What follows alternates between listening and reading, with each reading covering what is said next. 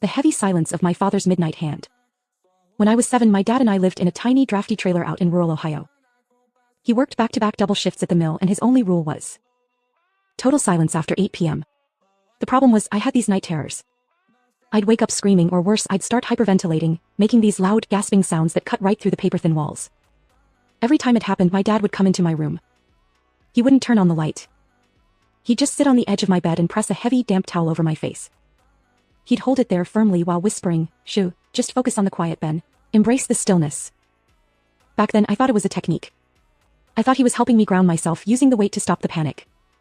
I felt so protected. I'd eventually drift off, feeling like he'd saved me from my own mind.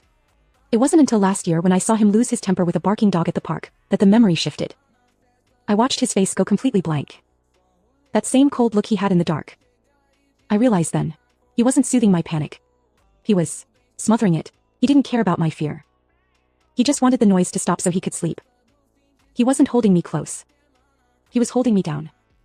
Now every time I tuck my own son in, and it gets a little too quiet, my chest starts to tighten, because I finally know the difference between a hug and a hush.